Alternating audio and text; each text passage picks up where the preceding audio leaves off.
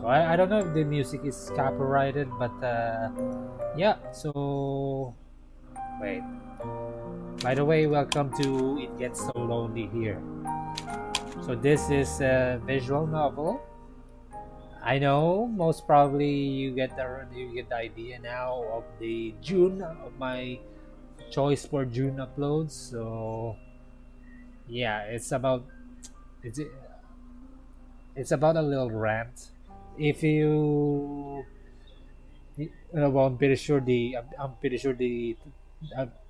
thumbnail of the video, the first video of June, there's a tiny sentence there, a tiny sentence. So I guess this is the end of that silent rant month. Yeah, this is the end of it. But it depends on the I'm gonna since this is I'm gonna save the Protogen's time. I'm writing that recorded via Twitch. Yeah, so this is recorded via Twitch. I'm gonna record a 1 hour of this 1 hour video, but I'm gonna as usual 2 parts. But if the I know I don't usually check the views, but because numbers hurt me. But yeah, if the video does okay, I'll post a second part. But if not, go. So yeah, so go on to the next if the video does not perform well. But yeah, I don't know what I'm saying still, but I hope the music's not copyrighted. I'm gonna let it to 50%. It gets so lonely here. Oh, I forgot to say this is a yandere type visual novel. You're running through a forest. There's a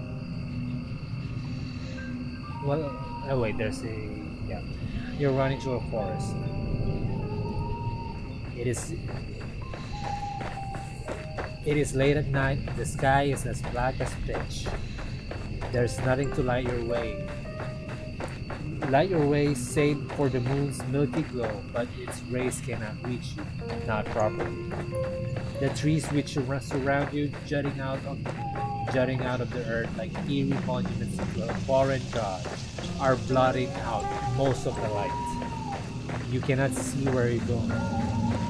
Even even if you had commenced your flight at a more sensible hour, however, with the light of the sun to aid you, it would be of little use. My you do not know where you go. It's too loud.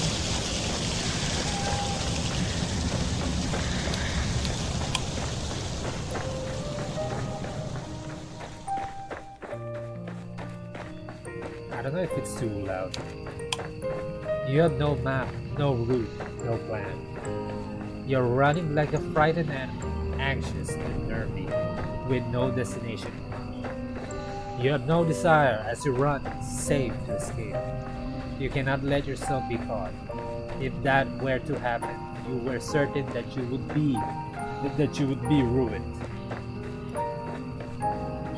You have no choice, therefore, but to keep going, on and on and on, though your feet are screaming at you for mercy.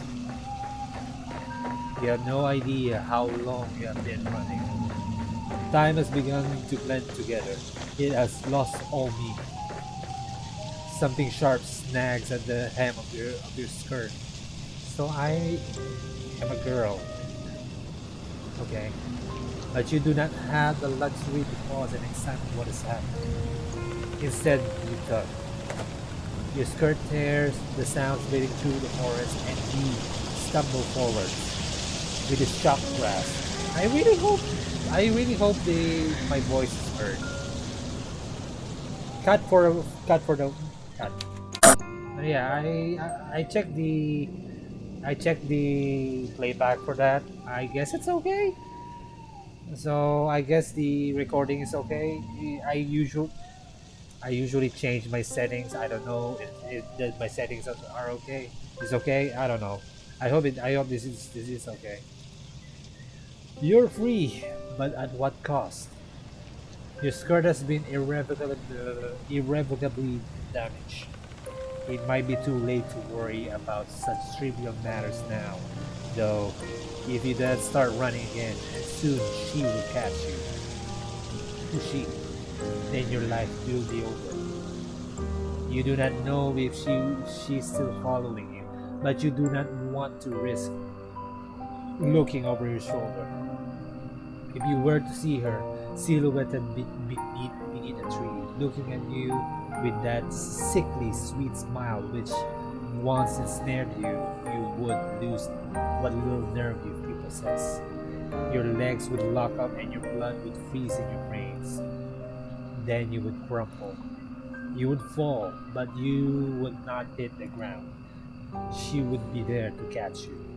Did she not promise when you made that contract that you would never be alone?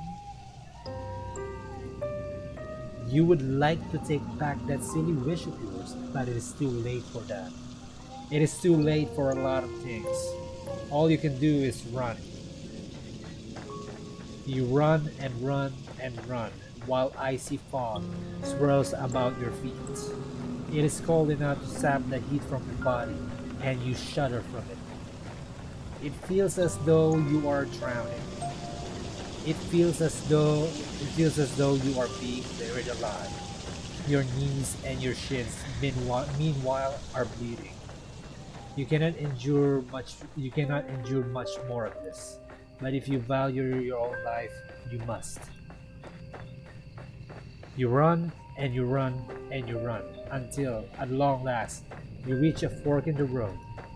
There are three paths. Oh yeah, I forgot that this is like a CYOA. So this is like a choose your own adventure.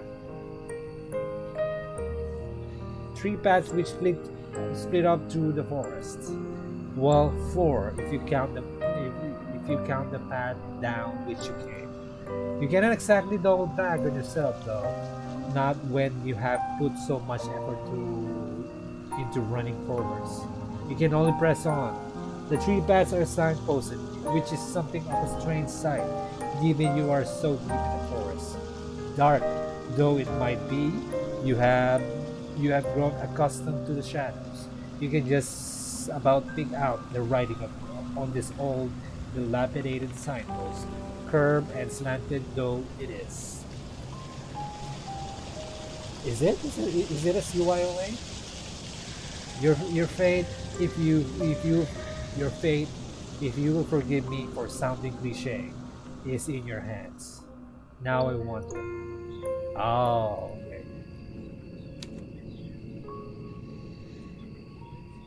Sure. If I will go to the shore, will there be a boat waiting for me? Okay, I'll just can I yeah save there. So go to the shore. I don't know if yeah, it depends, but if the video performs okay, there will be a part two. But if not, moving on. Go to the shore. So you want to go to the shore? Good idea. What will you discover there, I wonder? No. This night is far from over, and there are any number of adventures still awaiting you. I hope that that you have prepared yourself in advance, and I do hope for your sake you have learned how to swim. I have a sneaking suspicion that this skill might come in handy. You follow the path which leads to the shore, supporting yourself on weary, aching limbs, which feel ready to snap at the knee beneath the burden of your weight. You're little more than a wisp of a girl, but you have been running for so very long, and your feet are so very numb. You feel like a great lumbering thing. You need to lie down, and quickly. You only hope as you continue to run that you will find a means to escape your current predicament by the shore. You do not know what awaits you, but you have visions of a harbor extending out to the horizon, cradling cradling a fleet of white-sailed fishing vessels. Surely there will be a kindly fisherman who will be willing to take you far, far away on his boat, to a place where your pursuer will not be able to find you. I hope. Wait, yeah, I am recording. You can imagine to the face of this kindly fisherman, a face you had lifted from the fairy tales you read in abundance as a small child. He will have thick, bushy eyebrows and a dark brown beard streaked through with gray. Okay. He will look intimidating at a glance, but he will be fiercely protective of you, just like a father. You do not know what fathers are supposed to be like. You are only imagining. It is your imagination, however, which grants you the strength needed to keep going. Ooh. You run to the shore. It takes some time before you finally emerge from the woods, but finally you do it. How much time, you ask? I cannot answer that. Did I not say that did I not say that time had begun to lose all of its meaning? The forest is behind you now, at least, and all the awful nightmares still lurk within it. It is still cold though, and still foggy. It is still dark too. The sun has yet to rise. You can see the moon more clearly now as it hangs above your head, round as any pearl or orb or crystal ball. The moonlight shines down upon the vertiginous cliffs, which plummet sharply downwards to an array of sharp, spiky rocks below. You felt, upon escaping the woods, a degree of hope, but the sight of these weather-blasted cliffs gives you pause. You inhale, then you frown. Now what? Now what are you? Not what are you to do? You did not think this plan of yours through very well. I really hope that this is not copyrighted. Now that you had that, now that not that you had much in the way of a plan in the first place. I really hope that this is not copyrighted. There is little in the way of civilization here. The cliffs are far from the village. How far? You do not know. And you cannot see any houses.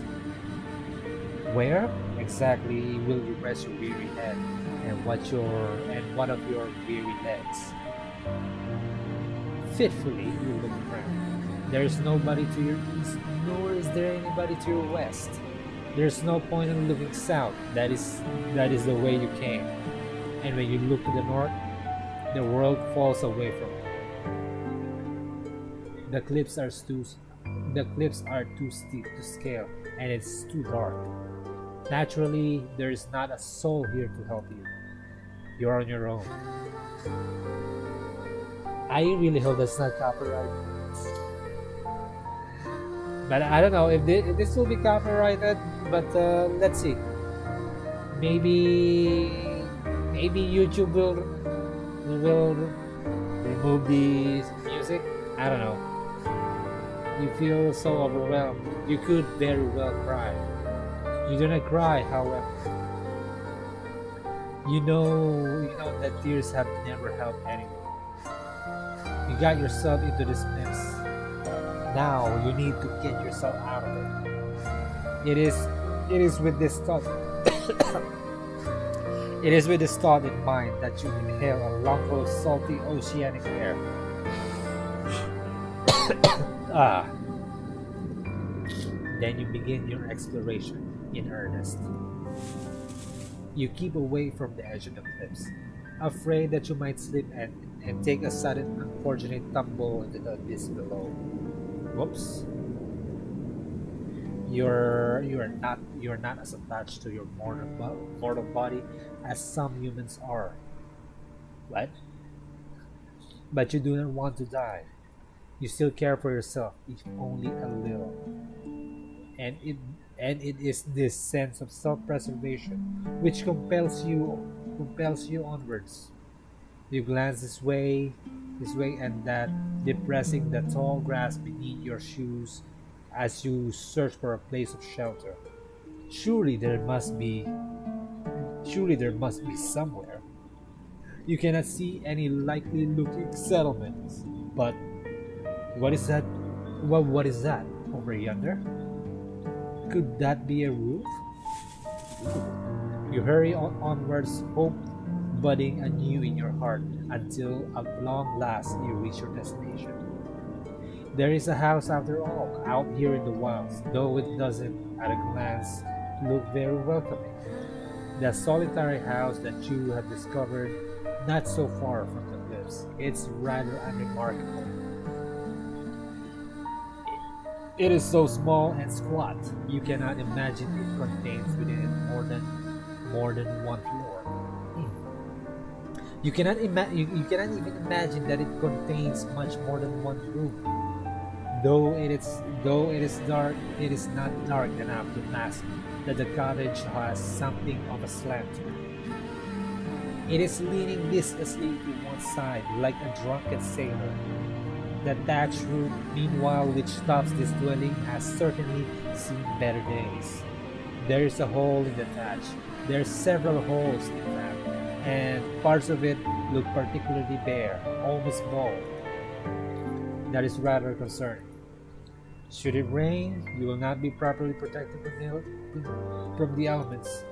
Can you really stay the night in such a place? You have, you have some misgivings. But do your misgivings matter, really? When there is nowhere else to go. It is not as though you have any other options. It is with a sense of defeat, therefore, that you approach the cottage, which sticks out of the earth like a tombstone. Part of you wants to turn back, but you know that would be foolish. The windows of the cottage are dark, but that does not necessarily mean it's empty. It is rather late at night after all. Whoever lives here, if indeed anybody does live here, might be asleep. You cannot imagine the owners of this cottage will appreciate being roused so very late at night. You cannot let yourself worry too much about these small details, however. Otherwise, you will never get anywhere. You swallow. You taste the salty sea breeze is pungent in the back of your nostrils. Then you rap. Then you rap the knuckles of your right fist on the door. You rap quietly at first, but you do not hear any resultant shuffling inside the cottage. Perhaps you did not use. Perhaps you did not use enough strength. Emboldened, you rap your knuckles on the door for a second time, more loudly this time. You wait a few moments, but still you cannot hear anything. Perhaps is unoccupied after all. You knock for a third time, then wait. The third time is, as they say, the charm. But for all that, your knocking goes unanswered. Well, nobody can say that you did not try. More intrigued now, More intrigued now than anxious, your fingers find the handle of the door. You pull it down, and to your surprise, it yields easily. The door swings back for you, and as if by magic, it feels almost as if this was preordained. You step foot inside the lodge, which is very dark, and glance around. It is hard to see, and given the lateness of the hour, but the cottage's interior is about as inspiring as its exterior. Well, this is a practice for my vocal cords again because it's been I've been isolating myself recently. which is to say, not very. It is every bit as small and as cramped as you fancied when you observed it from the outside.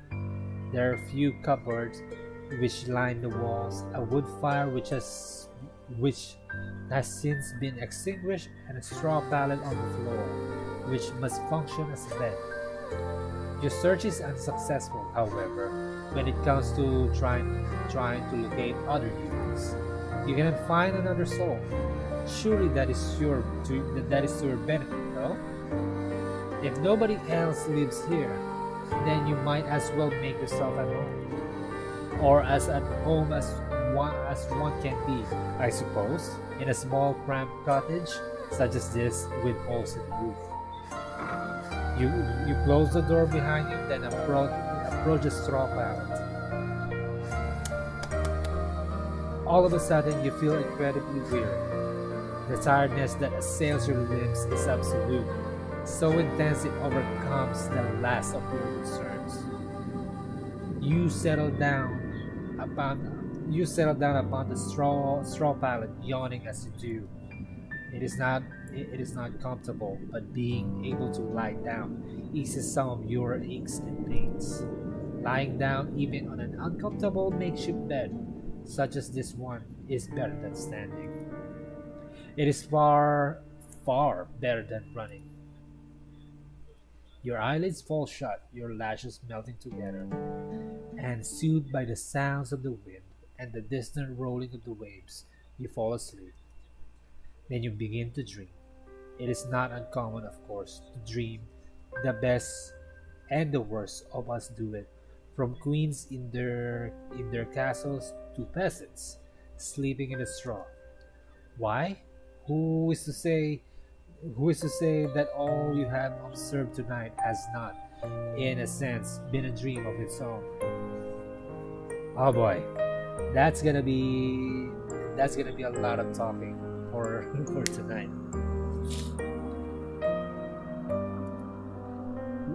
Would would that make your nighttime fancies then a dream inside a dream?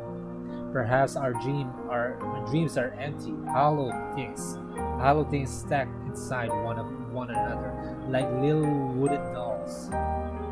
Is that not a whimsical thought? How very droll. Your dreams, however, cannot be called whimsical, and neither are they particularly droll. They are not pure fabrications, as dreams sometimes are, fleeting fancies, which can never come to pass. Your dreams are of a rather more pernicious sort. In your dreams, you are at the conservatoire with your red hair tied back into two proper braids. You're walking through the courtyard, clutching your books to your chest as you make your way to the library. Your head is bowed so as not to look at the face of your passing classmates. But okay, you do not want to meet their eyes. These girls with their sensible braids and their sensible shoes are merciless. You hunch your shoulders together in this dream of yours so as not to draw attention, but alas, it is not enough. You stumble, clumsy thing that you are, and you fall, and just like that, all eyes are upon you. They're staring at you. They're laughing at you. You lay there on the ground by the fountain, your books scattered, and your skirt in a woeful state of disarray. Your knee hurts. Ow! Is it bleeding? You examine your injured leg, trying not to cry, and as this transpires, you hear a voice. Ooh. Is this the yandere? Is one of your classmates is calling out to you. She has acknowledged you. You look up shyly, tears beating in your eyes at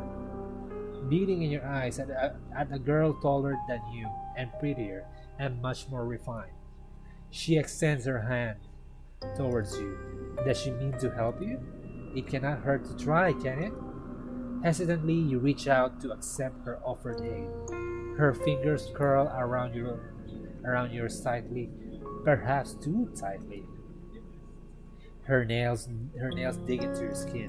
It hurts.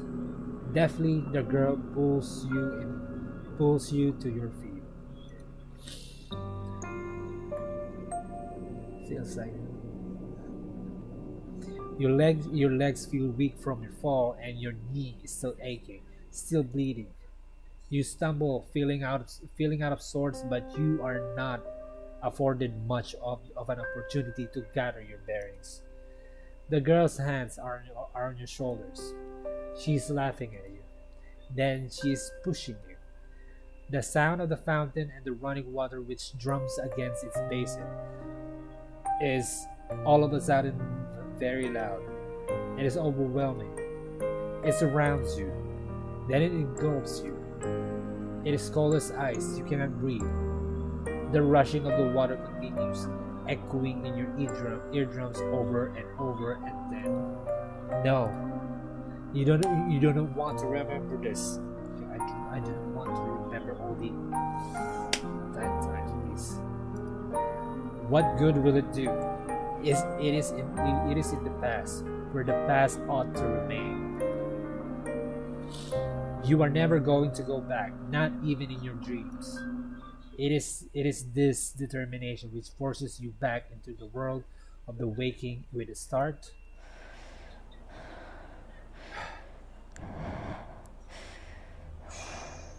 You gasp like a fish as you sit upright, your eyes unnaturally wide. You feel wearied from a lack of sleep and half-lidded eyes. You glance about.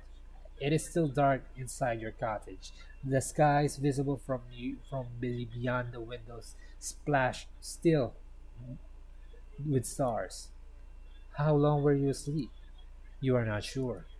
Your dream was so very detailed, and it really did feel that you had been transported to into a different time, into a different place. When you inhale, you can taste rank, fetid water in your mouth. Tentatively, You pat yourself down. You pat yourself down. Your fingers trailing against the front of your uniform. Okay. So vivid was your dream. You half expect to find that your clothes are damp. This is not the case, however. You are, in fact, perfectly dry. Oh. Well, now, well, now, now, what are you to do? Will you go back to sleep? That sounds like the best option available to you. You're very tired, but your senses feel too, but your senses feel too overwrought. All of a sudden, for sleep, you do not, you do not think you could bear it. On, on, on unsteady legs, you rise to your feet, then stand by the window. You look out to the starry sky and to the pitted moon which hangs amongst them, and you frown. You can hear the wind. You can hear the wind outdoors howling like an injured animal, and more softly the ebb and flowing of the waves as they meet the cliffs. But that is not all. What is that sound? Why, it is almost like singing. The voice is far away enough that you cannot pick out any individual words, nor even the individual syllables, but there is a haunting quality to it all. The singer, whoever they are, a possesses quite a pretty voice, high and clear like a bell. The song is a melancholy one which stirs your heart. Curiosity takes root inside you as it did during that fateful day. Found that found that book in the library. Logically, you'd know you should not go outdoors to seek the source of the singing, but emotionally, that is another matter altogether. You really should have learned your lesson by now. You should have you should know better than to go sticking your nose into business which does not concern you. But naughty little girls, such as you never do learn. You cross the old fisherman's cottage as though in a dream, then reach for the handle of the door. The handle depresses easily enough beneath your grasping fingers, and the door opens with a click.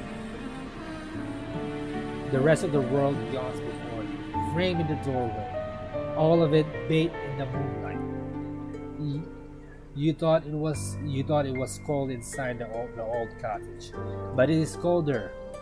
But it is colder still now that the door is open. An unpleasant wind rushes forth to meet you, knifing mercilessly through the fabric of your uniform. You look across the cold, inhospitable landscape, your your fingers clench into the fists at your sides. Then you step out into the unknown. You canvas the cliff face, led by nothing more than that luxurious singing. So haunting and ethereal is this voice, as it hangs on the breeze, it would be enough to send 1,000 ships off to war. You can keep you you keep walking into the night until you reach the very edge of the cliffs, where they drop downwards into empty air. You ought not to go any further, but the voice has yet to cease. You can still hear it, echoing inside your head. It compels you to act. You look down at the shore, which seems like a dizzying distance away, then out to the ocean, which is breaking against the scattered rocks below. Your eyes narrow with determination.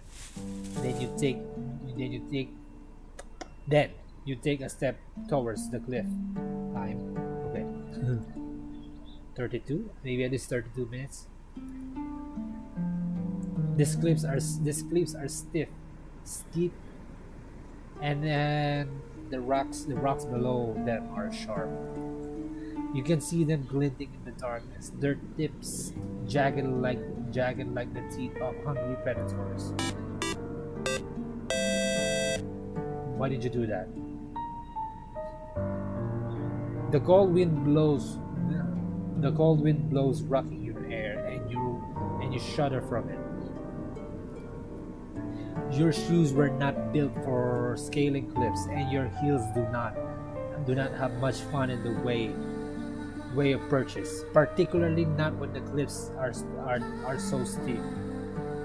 Clinging to the cliffs is no small feat, yet you are determined to ease yourself down onto the shore, in one piece preferably. The wind is so powerful it feels as though there's something deliberately malicious to it. You wonder during your descent if it means to knock you off your perch on purpose, to cast you down to the rocks below. Well, if it, if that is what it wants, then you refuse to give it the satisfaction. You can be awfully stubborn. You can awfully stubborn sometimes, and now is one of them. You continue you you continue to climb. How long have you been at it now? Until at long last your feet meet the shoreline below. You have made it, and you did not sustain too many injuries. Your palms are throbbing, yes.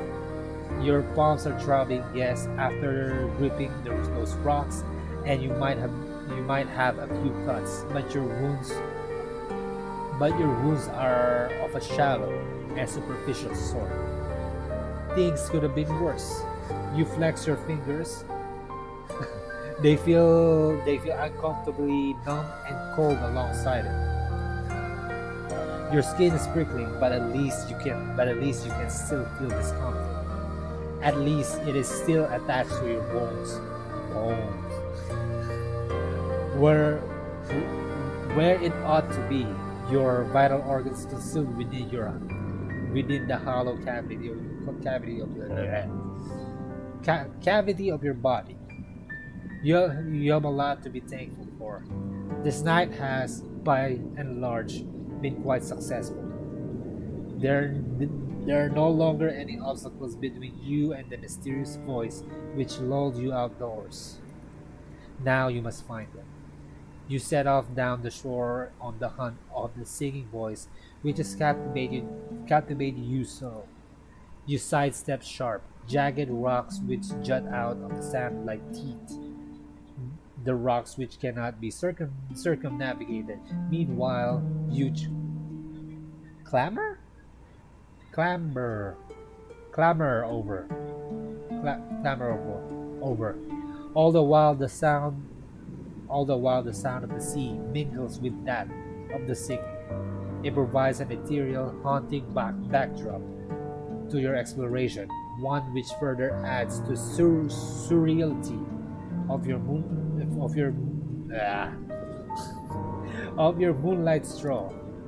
The waves lap against the shore, then recede shyly, pushed and pulled by the bleach white moon which hangs overhead. The oceans that do, okay. I guess that's my limit of my voice. Huh? The oceans that you have seen in your library books were all blue as sapphires, but this ocean is different. It is so late at night. It looks black instead. The undulating surface of the water reminds you of a mirror, though its depths are even deeper and much more mysterious.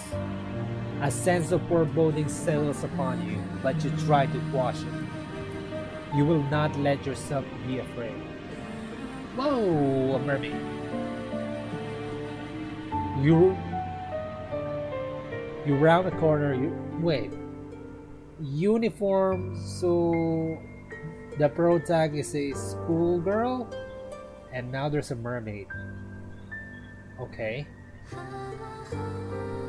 You round a corner, your feet unsteady in their sensible brown shoes, and then at long last you see her. There's a woman sitting upon a rock out in the ocean. The woman's eyes are closed and her lips are parted. Her expression soulful. She's singing. Her hair, which is fair, flutters around her around her face like a shroud, which adds to her otherworldly aura. Her eyes might be closed, but her lashes are long and luxuriant like a doll's.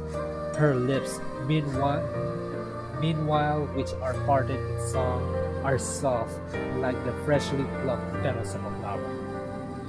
Her face is perfect, as are her proportions. Okay. Her neck is tall and slender, like the stem of a flower. As for the lower half of her body, meanwhile, well, it is nothing like anything you have seen before. It is her. It is here, not her. It is here and here alone that the woman betrays your narrow human definitions of beauty, for her legs are non-existent. Rather than two awkward appendages, this woman has instead the sleek, shimmering tail of a fish. Is she not then a human? She cannot be. Not with a tail like that. This unusual sight makes you gasp, and quite audibly at that. You didn't mean to be rude, but help you cannot help yourself. Humans tend to react poorly to things that they do not understand. At least you do not scream. That would even be ruder. Oh, oh my. You meant to observe the mermaid from distance, but it would appear that your shocked gasp was loud enough to attract her attention. The fish-tailed vision sitting upon the rock is looking at her. Her gaze is so piercing. it feels almost that he it feels almost as if she is looking through you. Your heart seems to stop inside your chest, as if by some manner of magical spell. You thought blah. You thought the mer Hmm. ah you thought the mermaid you thought the mermaid pretty you thought the mermaid pretty you thought the mermaid pretty when first you s- when first you observed her sitting on that outcrop of rock, her face turned in profile. Now she's looking at you. However, you can see that you were mistaken. She's not just pretty. She is beautiful, so much so it is almost unnerving. She looks as though she has stepped out the the pages of a picture book. She is simply too perfect to belong to this world. Perhaps perhaps she's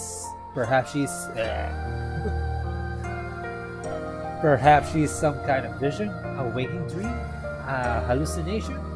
But no, she's none of those things. Her tail might be an impossible thing, but its scales look slick and wet regardless, like those of any fishes one might find at the market. These scales are iridescent and bathed beneath the light of the moon. They seem almost to glow. The sight of her rather takes your breath away. You look at the mermaid. She looks back at you. You prepare yourself expecting some sort of altercation, but the surprise soon fades from the mermaid's face. Her lips, which one were pursed in a frown, now shift out upwards. She's smiling. Then she says, then she says in a refined sort of a voice, my, it, it, my, it really is good to see a human again, particularly a human girl. I was beginning to fear that your kind had all disappeared, okay? I was beginning to fear that your kind had all disappeared, and I would no longer have anybody left to tell me of the worlds above the waters.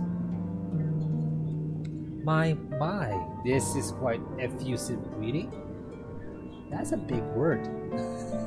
Yeah, it's kind of a big word there. The mermaid's introductory speech is positively brimming with excitement of the sweet girlish variety. She is rather more amicable than the fine polish of her syllables would make one suggest. You might be a well-bred. I guess that's my my the end of my voice. You might be a well-bred lady yourself with an accent to match, but you cannot help but feel overwhelmed. Anxiously, you observe the mermaid and you ask her what she means. What happened? As to that, I am afraid I cannot say. I, I have been sitting on these rocks and singing for many nights, but nobody has come to see me. There have there have been there have been no lovely humans to play with. What? There have been no lovely humans for me to play with. That's kind of concerning. I was beginning to wonder whether your kind had disappeared altogether. I feared some manner of calamity had occurred while I was slumbering beneath the water's surface, and your kind had been eradicated. You shudder, then reassure the mermaids to the contrary. You do not know about the humans that she used to speak with, but you at least have not been eradicated. You are still here. Yes, well, I can see that. The mermaid answers with a light laugh. It it really is a relief. My fellow mer people who live beneath the water told me not to worry so, but I could not help myself. I've always been fond of you humans. It was rather sobering, sitting here night after night, all on my own. It gets so lonely here. Title drop.